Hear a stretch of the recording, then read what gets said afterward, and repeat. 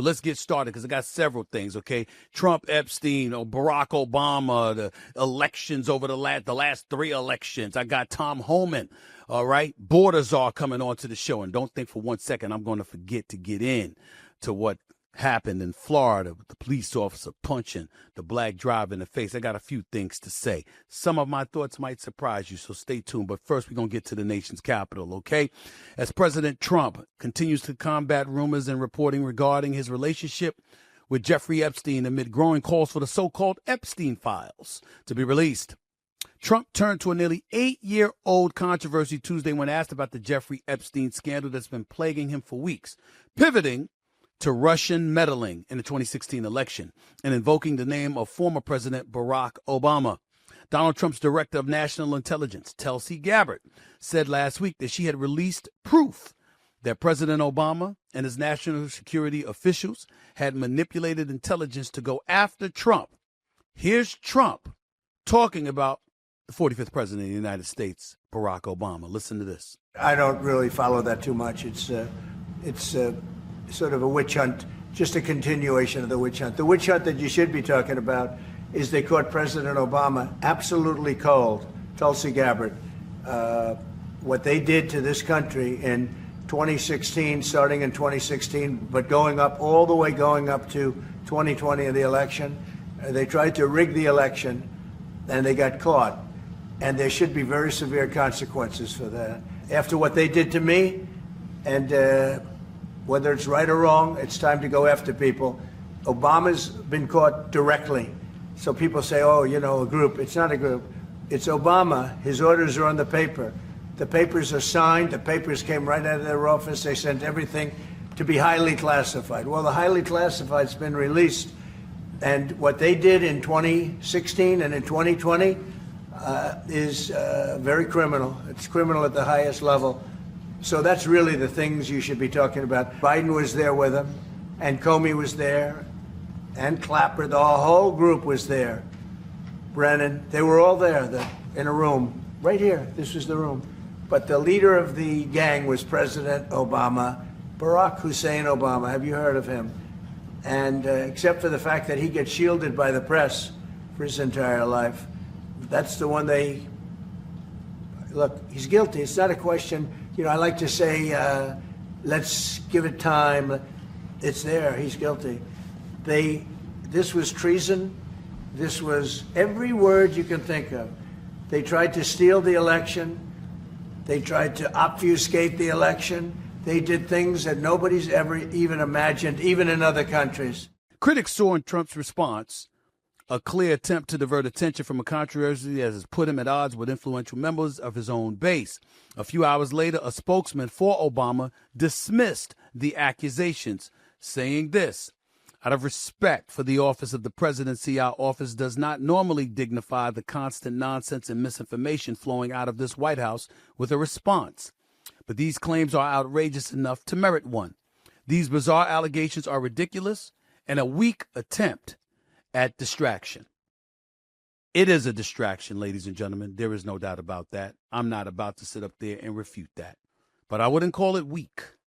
I wouldn't call it weak.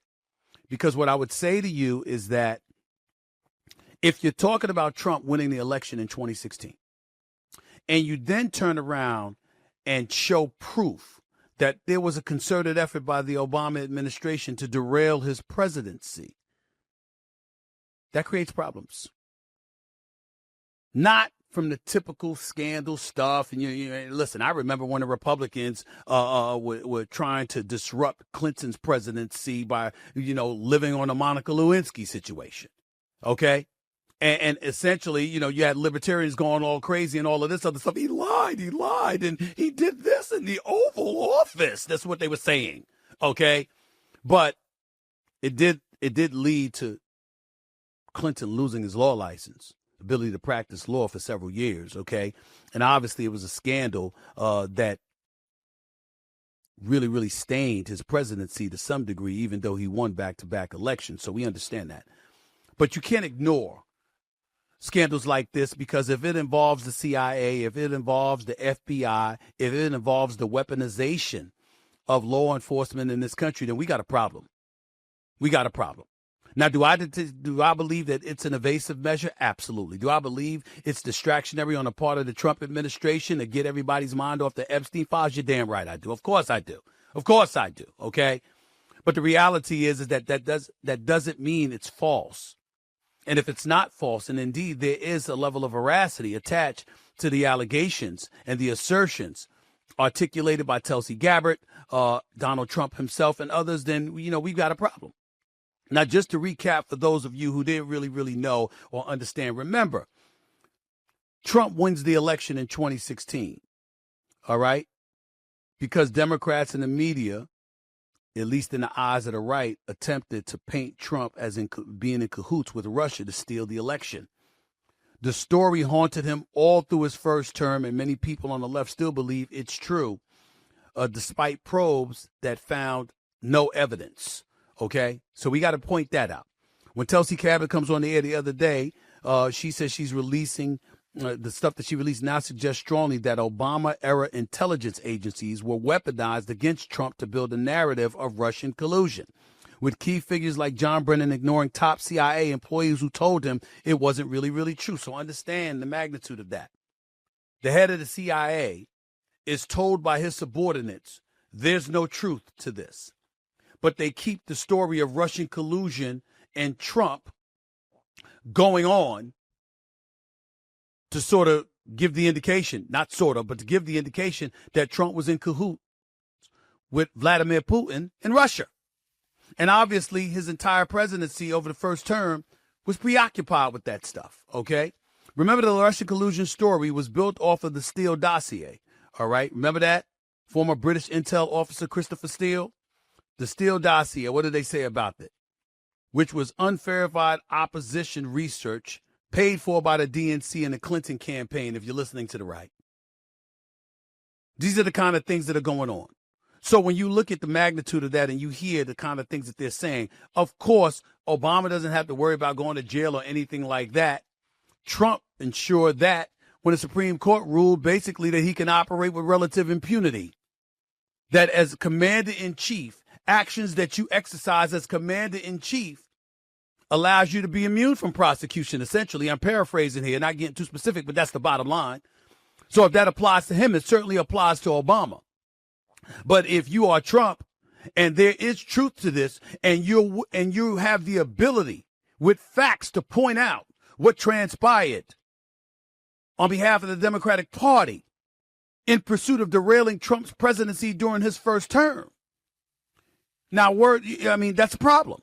You hear words like treason and all this stuff. I'm not buying that. But the point is that the opposition is always looking to derail an administration. If you're a Republican in the White House, Democrats are going to try to derail you. If you're a liberal in the White House, the conservatives are going to try to derail you. And Mitch McConnell was on the record saying his goal, his mission was to make sure that Barack Obama was a one-term president. We've heard this stuff before. And so when Trump gets into the office, it's not beyond the pale of comprehension that you're going to have people on the left saying they're trying to derail him too. That always happens. But the weaponization of intelligence agencies to pull that off brings on an entirely different problem. And if the Democrats are found to have been guilty of this, really creating this story, that's not good. Because you have a whole bunch of people skeptical about politics to begin with. And you got to remember, Trump is in office because he's considered the anti-politician. His behavior, his mannerisms, his language, his verbiage, his actions to some degree are very apolitical. It's not typically what you see from conventional politicians on Capitol Hill. And then when you think about how they went after him and they engaged in lawfare to take him down to 34 felony counts and convictions and all of this other stuff, they're going to say, see, he wasn't guilty of any of this stuff. They did everything they could to derail him from being the president because the mission was to keep him from getting back into the White House. It wasn't that he did this or did that. They're going to say it's all a hoax. They're going to bring up the Hunter Biden scandal with the whole laptop controversy. And they're going to say from 2016 to 2020 to 2024, each and every single time they were lying. And they were engaging in unsavory style behavior that adds credence to the argument that we've been making against them. There's no truth to any of this stuff. They just wanted to derail the presidency of number 45. And they wanted to big up Biden. And they're going to point out how when he was on stage, as one pundit said, looking like an elderly individual in a nursing home waiting for his applesauce. But they were talking about him like he was lucid and cogent and alert and all of this other stuff. They're going to point that out. See Jim Jordan on the air the other night? You see these reporters? I mean, they're not playing. This is not going away. Here's the bad news for Trump, though. Neither is Epstein and the issue regarding the Epstein files. Now, there is a point to be made when they say they've had the Epstein files for years. When Biden was in office, nothing got talked about or released then. What are we talking about it now for? That is a very valid point. And in the case of Trump or anybody else, just because you showed up to one of his parties doesn't mean that you engaged in his behavior. If we're going to say that, we're going to say that about a whole lot of people who showed up at the Diddy parties. So we can't do that.